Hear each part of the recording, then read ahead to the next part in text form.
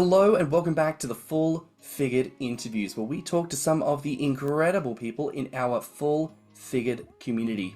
I'm James. And I'm Tim, so let's get into it. Y'all, today we are rounding out this incredible series with Queen Size Magazine's editor-in-chief and the executive producer of the Full Figured Industry Awards, Miss Tawana Blassingame. Baby, welcome! Thank you. Ah, Thanks for having me. of course! How are you? Good. Can't complain. I'm here. You're here. You're doing it. And if I'm not mistaken, already in the throes of FFIAs 2025, right? Oh yeah, we usually kick off internally January. By mid-January, I'm fully ready to go, up in the air and fully kicked off. Baby, she is professional. She knows what she's doing. She's on it. So we are several months into the game by the time we even get around to now. So listen, for anyone out there who's not keeping up, 2025 fires, you better be subscribing, you better be watching, you better be keeping up, because I think this year is going to be fire. I like what you did there. So Tawana, baby, you ready to get into it today? I am so ready.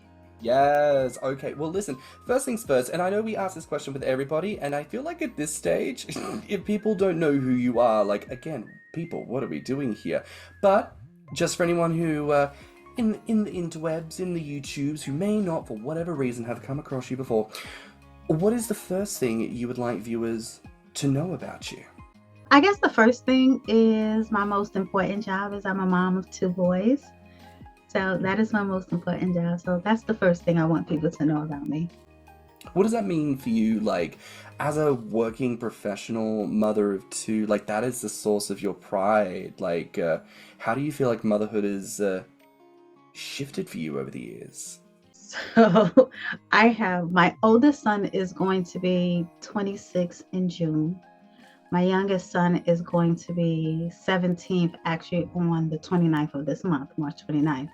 And so the shift is from raising young boys to young men. It's a huge difference. And, being a single parent, it's a lot. I have to play daddy roles. And even though people say, mothers can't raise boys, I completely disagree. I think I'm doing a fine job over here. And I do understand that boys do need that male figure in their life. But listen, they ain't there. And we're not fixing to go find somebody just because. So I wanted to ask, how did you come to find the love and pride that you have for your body? That is ever changing. So it took me a very long time to actually love this body that I'm in, even though it changes ever so often. It took me a long time because growing up, kids are mean. They're horrible. They make fun of you and they break down your self-esteem. So I think it wasn't until I probably turned about 30 that I was even comfortable wearing a dress going out. I decided when I turned 30, I told my best friends, I was like, yeah, we're going to go to a party and I'm going to wear a pink dress.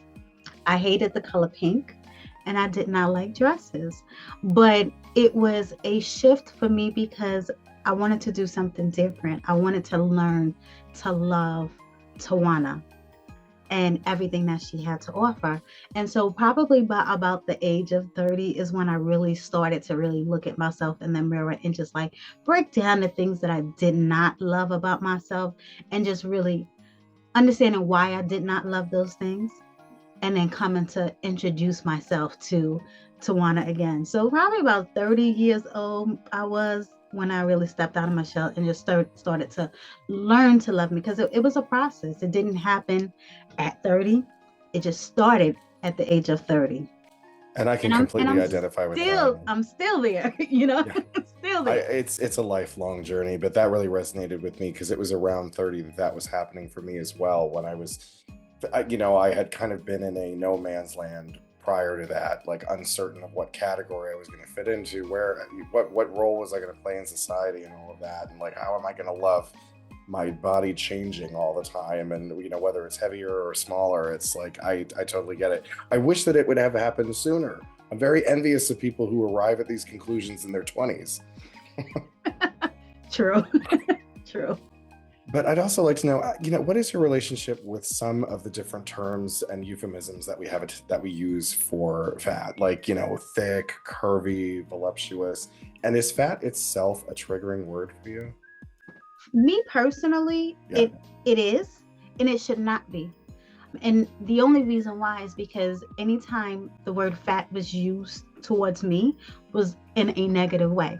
And so I don't allow people to call me fat. So I'm like, no, I'm in this industry that we are in, right? We're called so many different things. Some of those things are, from malice. Some of them are not. And although I don't like to be called fat, depending on who I'm talking to, and this is why researching people is important too, because not everybody comes to you with an ill heart.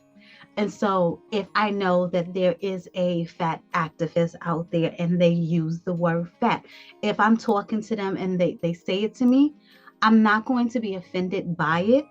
I may or may not have a conversation about it afterwards, depending on how I feel. But I have not been approached in this industry in a negative way yet. Hopefully it never happens. I respect what people want to call themselves. And if you want to call yourself fat, you call yourself fat. You want to call yourself thick, you call yourself thick. This is the reason why I named the magazine Queen Size, because I did not want to use Plus, although I love Plus Model Mag, don't get me wrong. I did not want to use the Thicc. I wanted to use something that the way I see women, we are queens. That's the way that we should carry ourselves, right? And that's the way that we want to be treated. It can also be referred to as size. So that's why I went with Queen Size. I respect, call yourself what you want to call yourself, but it don't bother me. Something that brings up for me is, and I love that you draw that distinction, understanding the intent that someone comes to you at with certain words. And I do feel in 2025 that it is a good reminder for some of us to, when we're in a space and we hear certain words being thrown about, to take a breath, pause, exhale, and consider the context, consider the scenario and all the bits that lead up to that. Something I'd like to ask you about here, and we can broaden this beyond size language, let's say. When you are in a situation where you think to yourself, I'm a little uncertain about what's going on here. Maybe the language is making me feel a little uncertain, maybe the vibe is a little uncertain. How do you most effectively discern that situation? And how do you take action from there? Most of the time, I'm just quiet. I don't even open my mouth. I'm there, I'm taking it all in. Depending on the situation, if the situation really makes me feel away, then I will respectfully remove myself from the situation. If it's a situation that has nothing to do with me whatsoever, and I just happen to be in the vicinity and I cannot excuse myself, I know how to tune people out. Mentally, I'm going to go to my happy place and you can just keep on talking because I do not hear you. Before you know it, it's just a mouth moving in front. What are you pointing at me for? Are you telling me that you zone out when I go on like one of my exposition diatribes? No, I'm saying that's... I know that there have been situations that you and I have both been in person where people may be talking. Oh, that's what you were referring to. Oh, yes. And I can see you doing something a little similar where it's like... Well, yeah, I mean, I'm a Cancer. We're quiet by nature anyway. We are observers, so... Speaking of which, Tawana, what's your star sign? Virgo. Virgo. Okay. Yes. Okay. I'm a Virgo. See, I don't know too much terribly about star signs, but Tim always seems to know, like, yeah, I forget you're not a weirdo like I am. Of the Virgos I've known, they are the most put together, professional, and like always on point people I've known. So I appreciate that. I mean, Cancers, we kind of vary. Sometimes we can be very messy. Sometimes we can be very professional. It's just we run a bit of a spectrum. I would agree with that too. and I'm a Scorpio. The only thing I've only ever been told is that we are like the Satan of the zodiac. Pretty much everyone else has like quirks and traits, and then it comes to Scorpio, and it's like you are aligned with the devil. You will be the Well, undoing. that's just because y'all have a vengeful streak. That's all. Well, that's very true. Listen. I can be petty. I can be a petty patty. Believe it. I will remember one remark you made on a drunk night out 7 years ago, and it has never left, and it's always just ticking away up there. Where I'm like, we'll revisit that when the time is right. Right. But when the time is right. 10 years later. 10 years later, pull the book right off the shelf. The bookmark is still in its place. Open the page, right. Oh, that's too much of a long game. But again, when the time is right, you know. Right. But Right. Tawana, I want to take it back with you. You are this person, this put together Virgo who, and we've had the blessing of seeing, you know, through this collaboration a little bit behind the curtain with the fires. Baby, you are running a team. You are getting it done. But let's go all the way back to little baby Tawana. What was your relationship like growing up with things like beauty and fashion and creativity? All the things that leads to queen size and the fires that we know today. Listen, I don't know how I got here because baby Tawana was the complete opposite. I grew up, I was a tomboy. I did not wear dresses. I knew nothing about fashion. I had t-shirts and jeans and sneakers. That was me. So funny story about that, fast forward to queen size, when we first started, it wasn't fashion. I didn't want it to be fashion. I knew nothing about fashion, okay? I can talk about it. But yeah, the younger version of me, I still don't know how I got here. Like, who is this person that then started this magazine and talking about fashion and wearing makeup? Like, if you would have told me years ago that I would be here, I would like, you crazy. I don't know how I got here. I really don't know how I got here, but you know, I appreciate being here. I'm enjoying the journey. I mean, I think that's just says something about your person, right? And I get the sense that you just being your wonderful and authentic self is how you got to this place that you're at. Probably. I just want us all to succeed, right? And we can't do it alone. We have to help each other. So, you know, when you guys brought the idea to me, it was, oh yeah, absolutely. Let's do it. Let's figure out how to get this done, because it's going to give people opportunities to share their journeys on platforms that they may not have been able to share their journeys before. You know, like you guys already did Nikki Gomez and all the other ones that you did. Those people had an opportunity to share their stories, their journey with your audience who did not know who they were beforehand. So, you know, I appreciate, you know, the podcasts out there. I appreciate the media out there who are really using their platform for good and not just for personal growth. For me, the queen size is not personal for me.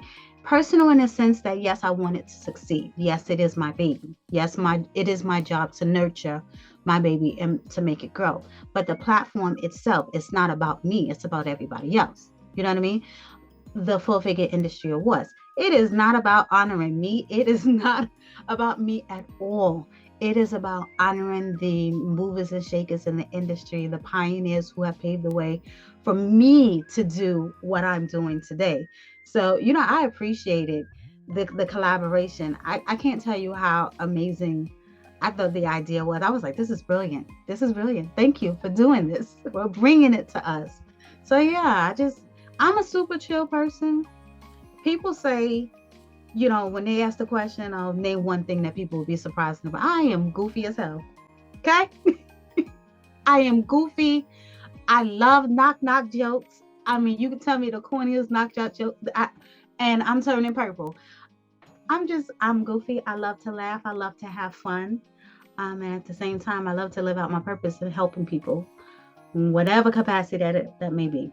And that definitely comes through, just from meeting you and talking to you and being there that night and being involved in the amazing experience that was the FFIA. And speaking of which, what inspired you to take the step and say, you know what, there's no awards for these particular people in the industry that I admire, that I think are incredible. So damn it, I'm gonna go and I'm gonna make it my own. Like, what was the final?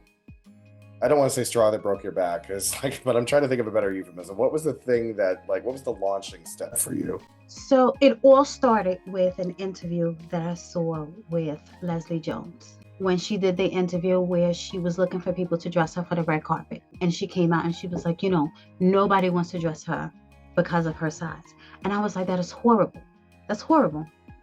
And then I thought about it and I was like, you know what? When you look at award ceremonies, the plus bodies are scarce. So why don't we have plus bodies on these red carpets? All right, screw it. Let's have our own red carpet moment. And it all came from that idea, that interview that she did. It just grew to, you know what, while we are on this topic, I don't even see, us plus bodies getting awards out there. We need to get awards as well.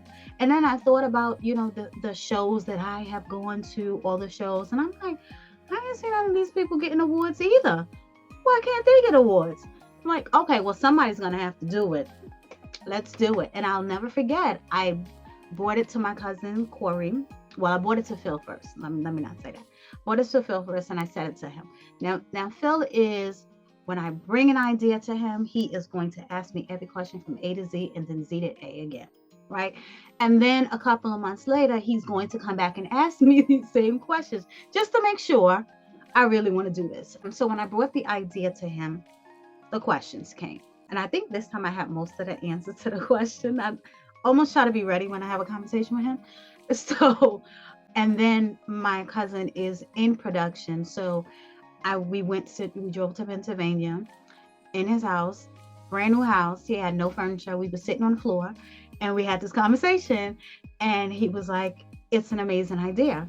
Nobody's doing it. Go ahead and do it. I sat on this idea for about a good 5 years because I was like, I think I was afraid to do it because I know that it was a huge undertaking. And then I thought about it. I was like, well, how are people going to receive it if I am doing it? I felt like people were going to look at me and be like, well, who is she? Why I got to be her? It should be somebody more important. So I sat on this idea for 5 years.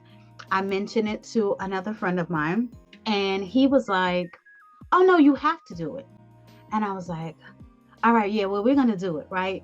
And in my mind, I'm like, yeah, we're going to do this. Remember in a couple of years, we're going to do this, right?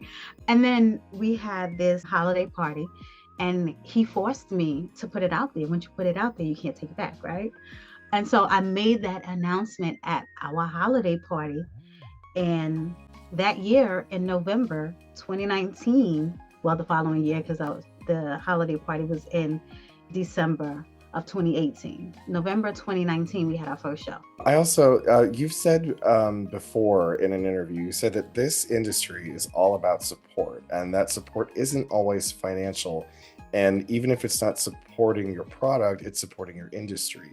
So, and as supportive as you are of plus size people in all facets of the industry, like, what are some of like the greatest moments for you when you've been able to support people in what you do? So to be able to, like, a couple of things, right? And I'll talk about FFIAs and QSM as well. So for the Full Figure Industry Awards, when I am able to, like, I've watched some of these people over the years do amazing things. And for them to say, thank you for being the first person to recognize all that I have done in this industry, it strikes a chord with me because I'm like, this is why we created this, because people are not doing this. Now, granted, there are, I give props to all of the fashion shows out there who are giving the flowers to the people in the industry, but to have an award ceremony just for us, And for people to say, I've been doing this for X amount of years, and thank you. And actually holding up this trophy that they probably should have had 10 of by the time they got this one. You know what I mean? Even with QSM, the same thing. A lot of these models or photographers who have been doing this for so long, and they said, I've been doing this for 25 years. Our last cover feature, Sharita, we had this conversation when her cover came out, and she called me crying, bawling. And she's been doing this, I believe, over 20 years. She's been modeling. She was like, you gave me my first cover. All these years later, you should have been on 10 magazine covers by now. You know what I mean? And so for people to come back and validate what I have been doing all the time, or been trying to do, by just living out my purpose and helping somebody else. That to me is just like, it's fulfilling, it's satisfying. It's like, it's very validating, and I love it. That helps me sleep at night. That helps me to keep doing this at least another year. We've said this on a couple of the interviews, because obviously this comes up in the chat, right? Like what it felt like to be there on the night. And I know we even said this a little bit earlier, but baby, the energy in the room is incomparable. Like, we arrived and felt the spirit. They're on the lawn. They're taking photos. Like, everybody intermingling. I said this to Shireen Tate. Like, my mouth was running dry because I couldn't stop gibbering and gabbering, being like, oh my god, look at what she's wearing, and look at what he's wearing, and look at this, and look at that, and oh my god, and all this is going on. And it was just, the cup ran over of energy and love and spirit and joy and positivity, and just like, until you're in a space like that, I feel like you can't begin to understand what it's like to be there in that moment. But truly, I'm sat there like in the auditorium next to Tim, and my partner's there, and we're just watching person after person get up and accept these awards and have these brilliant conversations, and you're just like, we are really a part of something. Yeah. And it really does, just for the person, for the soul, it does untold wonders. So truly, at this moment, from me and Tim personally, direct to you, baby, thank you for allowing us to be a part of it too. Thank you very much. It was a tremendous honor. Thank you. Thank you for being a part of it. Oh. And I want to talk a little bit more about the support, if you don't mind. It's reminding people that the full-figure industry what support looks like is showing up for your industry, whether you are nominated or not, right? Because people look at this as a cliche. One win, we all win. It is not a cliche, because we didn't have this. It's a win.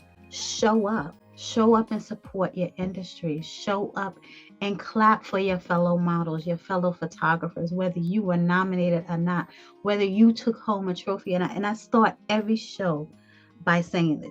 You guys know, because you've heard, whether you take home a trophy or not, you are still a winner. You are in this room, you are still a winner. You are still doing what they told us, plus size people, that we could not do. You are still a winner. Show up and support.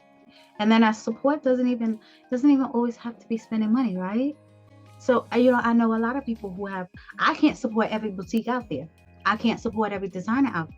But if I like it, I share it. I share it with the people following, because somebody who is following me may see it and then go and support. So support is not always about spending money. It's exposing them to people who may not have known them before. Go ahead and hit that share button. Lift them up. If you don't want it to be on your page, put it in your stories. Like, oftentimes it costs nothing. There's people out here who are making money off of posting on social media. Help them. Hit the like button. It didn't cost you a dime. Hit the share button. Put a comment. You're doing great. Yeah. Like the video, rate and review, just all of those little things. All of those little things. And I understand, it comes across as like, oh, when you have to ask, like, oh, it's a bit like that. No, actually, no, it's not. It's not a big ask, because if you like this, tell me that you like this. Right. Beyonce don't have to ask you to like her videos. 100%. Oops, did she say that? And you know what? On that notion of like giving that support, liking content, and all of this kind of stuff, right? Because I feel like there is something to be said about when you are trying to do whatever it is you're trying to do, you can't just put you can't put like half of it out there. You got to put the whole thing out there, and you've got to dress it, and you've got to make it look good. You've got to be prepared. And you have said in the past as well, when it comes to people doing whatever it is that they're doing, you've got to build your bios, you've got to list your accomplishments, and you've got to have everything that you need ready to go. And I want to ask you, how long did it take you to get ready? You know, it took me a little bit of time, right? Because, you know, I had to learn as you go. Know that, although that's not that's not always the best way to do it, you're learning every day. And I think with this process alone, now, mind you, I've always known that I had to have a bio. I've had the bio from the beginning. I've always known that I need a website. I've done that from the beginning. I always knew I had to have the basics to social media, done that. But really making it accessible to people, what I learned in this process of the nominations is to do that for myself. So what I recommended to people is create a PR folder for yourself.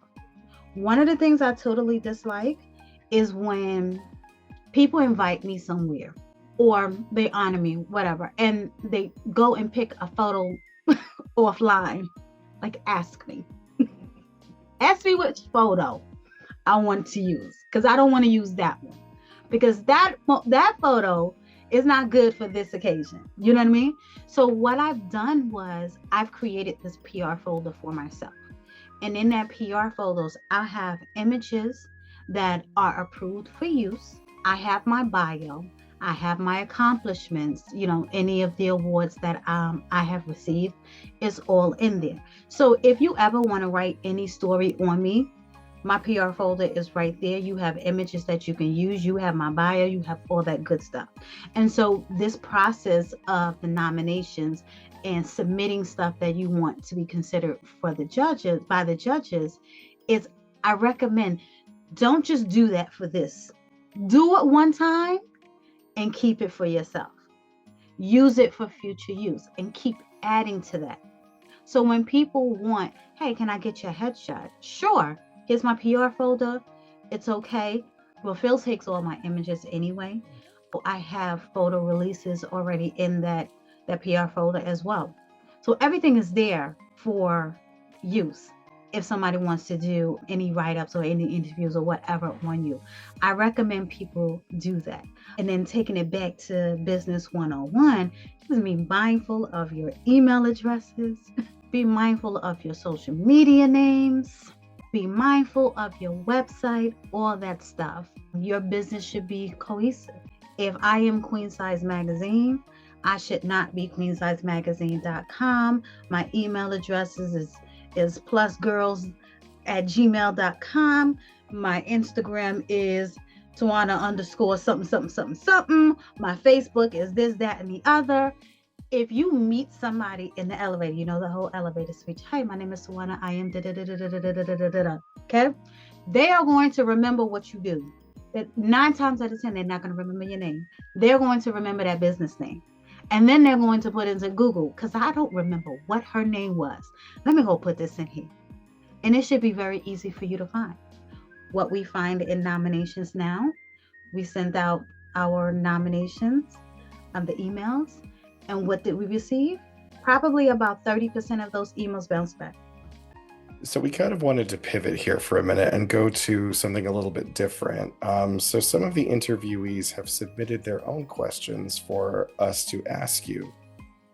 So everyone, people that we've interviewed already, they've got their own questions. So all right, if you're up for it, absolutely. James, you want to take the first one?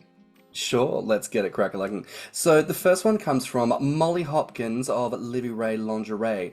She wants to know, if you could spend 24 hours with someone you've never met, who would it be and why?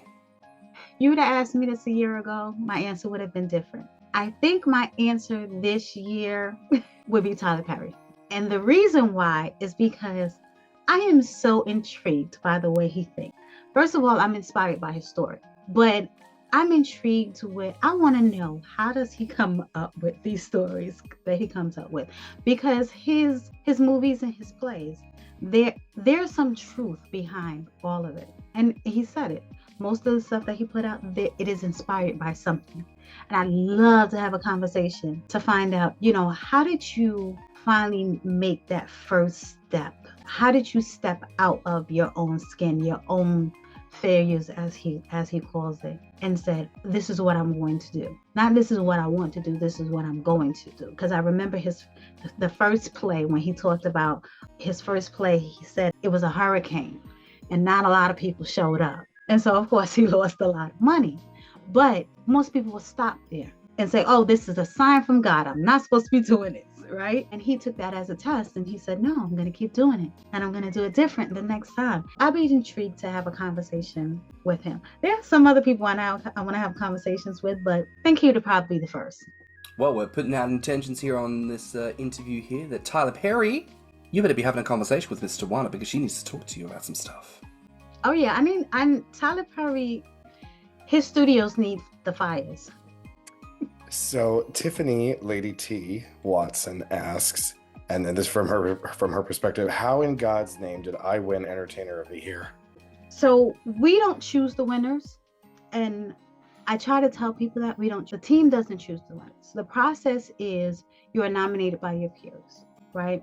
And then you go through this process of public nominations, right? And then you have to submit, as you guys know, what we asked for. And you are judged based on what you asked for, how much of what we asked you to send, and the quality of what you sent. That is how you win. You send your best work, and that goes in front of the judges. The judges have a rating card, which is very specific. If we ask you to send us a headshot, there is a rating. We ask the judges from 1 to 10. We want you to rate the headshot that they submitted.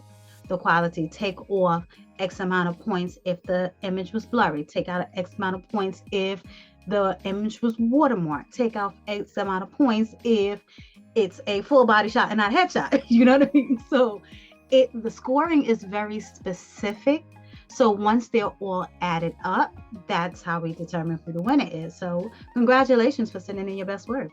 Now, Miss Ebony Marie Martin writes in, she says, The Fires has done a great job not only celebrating fat creators in multiple sectors of the entertainment industry, but the ceremony has also done a great job of being inclusive for many marginalized identities, including race, gender, sexual orientation, disabilities, and more. In this climate where DEI and many inclusionary practices are being villainized, what are your thoughts about being an inclusive organization, and how has being inclusive benefited the Fires? Well, let me just tell you, it's very intentional, because I believe that we are all talented.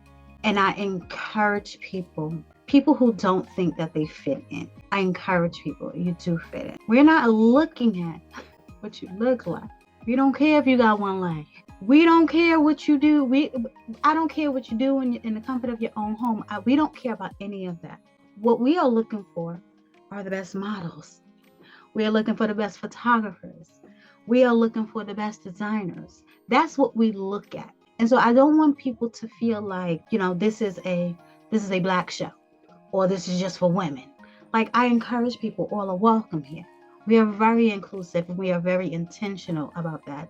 We talk about that a lot. Now, D.E.I, honey, it will never D.I.E for me. Okay? But I do appreciate that acknowledgement. I appreciate people for noticing that, because we are very intentional with that. Fatima Tania asks, how do you stay afloat in a world where social media culture praises men and women who are just sample size, or sometimes called straight sized? I'm not big on trends, right? And although I think that's popular, I've never been the popular girl.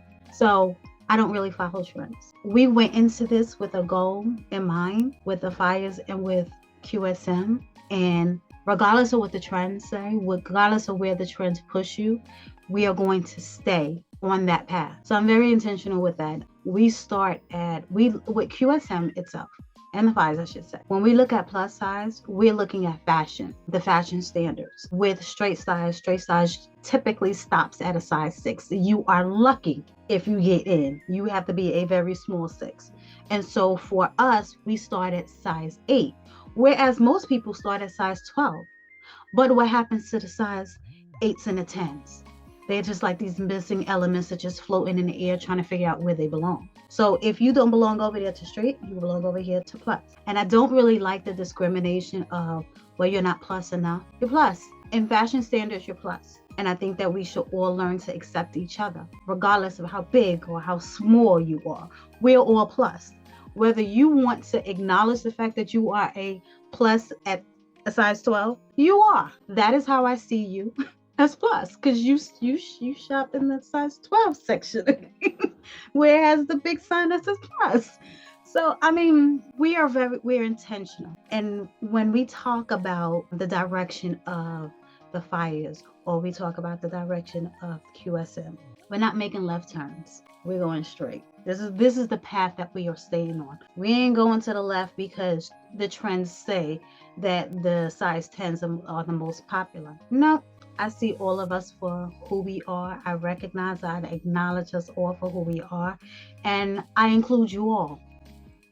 Now, Miss Mindy J asks, have you ever considered being a full-time model?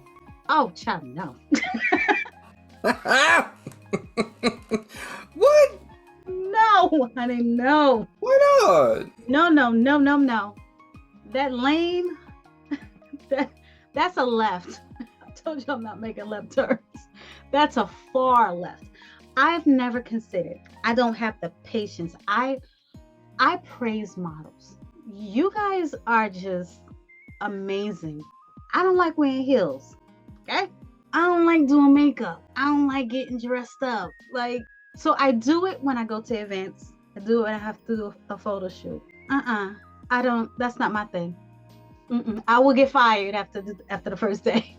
I don't want to do it anymore. I feel you. I completely feel you. Because even James was in my hotel room with me as we were getting ready to go to the ceremony. And I just have this thing where every time I get dressed up in a suit and I look in the mirror, I just go, oh my God, it's my father. And I can't get it out of my head. I just see my father staring back at me. And, this one's over here like, oh, you look fine, you look great, you look wonderful. And I'm like, no, it's my father. I've turned into my father. It is not my thing. I was forced to do two looks for the FIAs. I was good with putting on one dress and staying in that one dress for the whole night.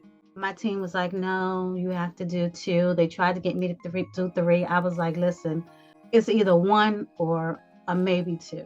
I don't want to do it. Them shoes, when I come out on stage, I have on the shoes. You will almost never see those shoes again for the rest of the night.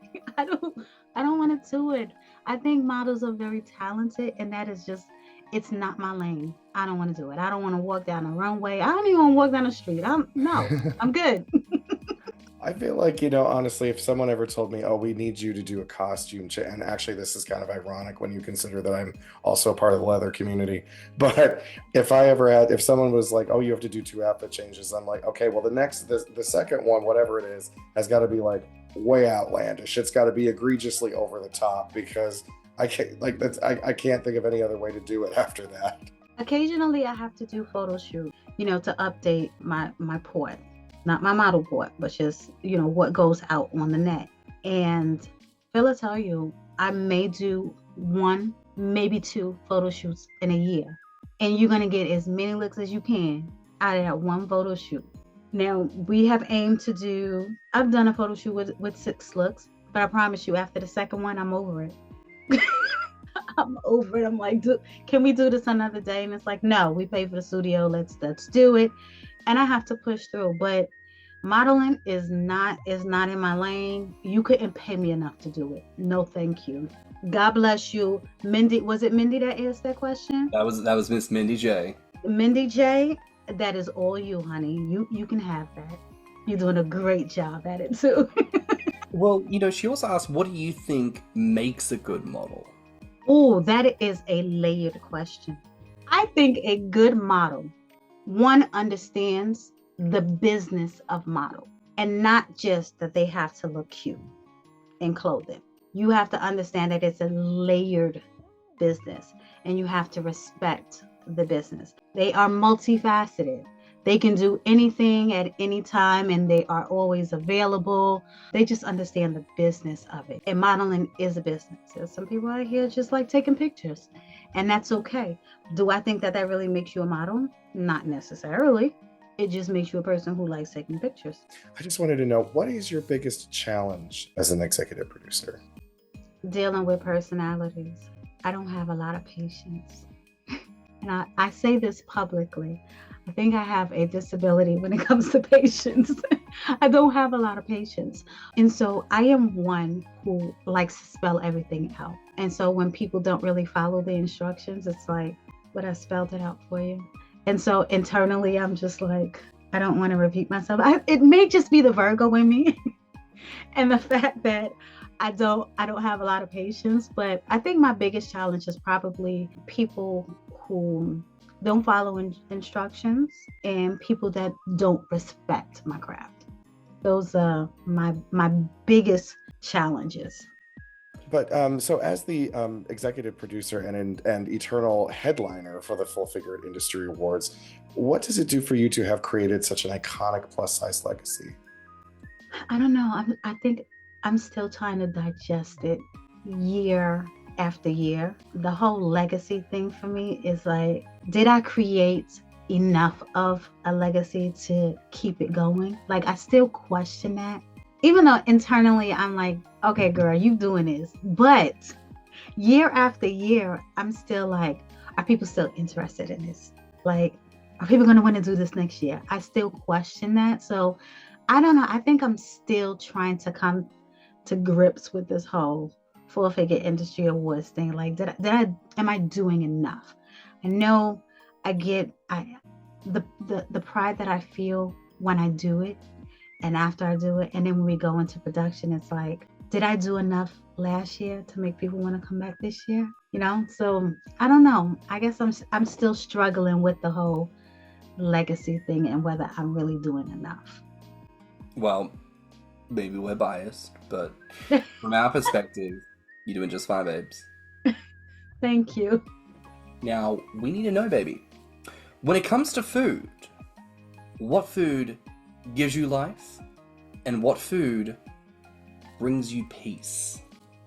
Shrimp gives me life and brings me peace. I love shrimp. I love shrimp. I think, and I'm probably going to go to different versions of shrimp for this one question, but Good. Give us the menu. what food gives me life? Shrimp scampi. What food brings me peace? It would probably be, I don't know. That's interesting. I don't know. What food brings me peace when I eat it? Now I have to think about this. That's an interesting question. What about a good shrimp cocktail? No. No. Mm-mm. I don't. Yeah, it's more of a snack than anything. See, I don't like coconut shrimp, and I don't love shrimp cocktail. Right? Okay. So in Australia, we call shrimp prawns. My mother Yes. would. Some big ones. Proper king size prawns, baby. Yes. Proper thing. Yes. My mother would make garlic prawns. Mm. Lovely, sauteed right there in the pan, stewing in the juices, and just. I can think of the flavor right now. Oh, it's so good. Actually, I have the answer. Oh. What food brings me life? Snow crab legs. A seafood boil. That's what brings me life. The shrimp scampi gives me peace. Now, There. I needed a minute. I've seen videos of like these southern people being like doing a wall is what it sounds like they say, and it's just like this gigantic pot, and they put like orange juice in there and like entire casings of seasonings and just all sorts.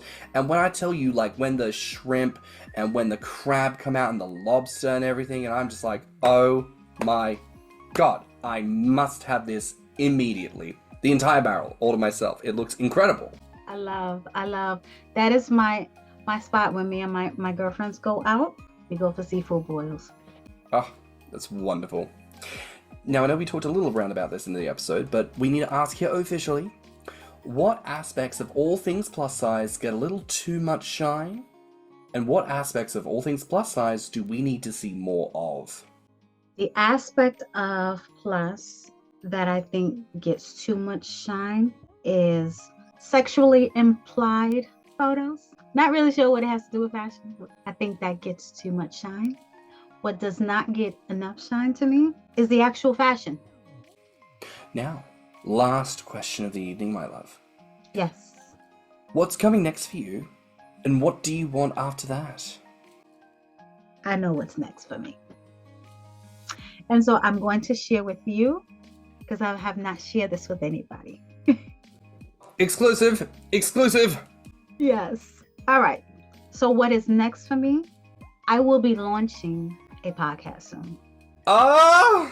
So I have. You just said the magic words, James. All the lights inside James just flipped on. Oh my God! So this is an exclusive because I have not shared this with anybody yet. It was actually supposed to launch in March that just passed, and I put it off for personal reasons. I had to have surgery and had some deaths in my family, so I had to put it off for a little while. I was not ready to do it, but I have done a podcast years ago, and you guys already know this, and I've been wanting to get back into podcasting, and this year I'm going to launch my podcast.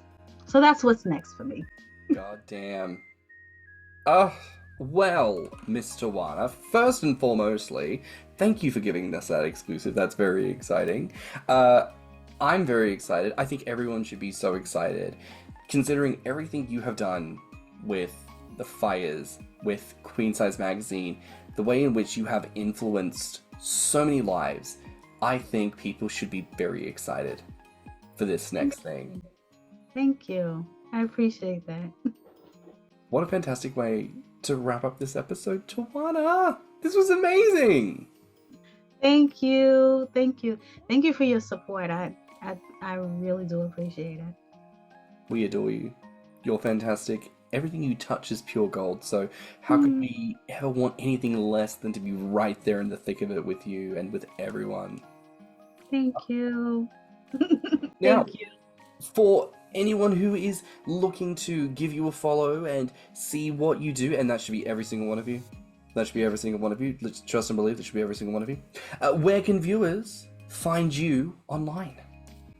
So for Queen Size Magazine, queensizemagazine.com. Queen Size Magazine across all social media platforms. The Full Figure Industry Awards, we are thefires.com. Full Figure Industry Awards across all the platforms. I have my own website as well, TawanaBlassingame.com, which links you to everything I do, my soaps. It links you back to the FFIAs. It links you to QSM, if that's the website that you remember. Everything that I do is on there. And across all social media platforms, I am Tawana Blassingame as well. Brandon 101, honey. Love that. Nice and consistent. Y'all, go follow Tawana. Go and give her some love. But that is a wrap for now here with the Full Figured interviews. You can find me online on Instagram at Stanham. And you can find me on Instagram, YouTube, and TikTok at Thicc Mouse. Now, please like this video, and if you haven't already, subscribe to the channel. Comment below and let us know your thoughts on today's conversation. Share the video with your friends and encourage them to look back through our wonderful catalogue as we close out this wonderful experience where we have gotten to speak with incredible full-figured excellence right here on the channel. So thank you all for everything, and until next time, have a great week.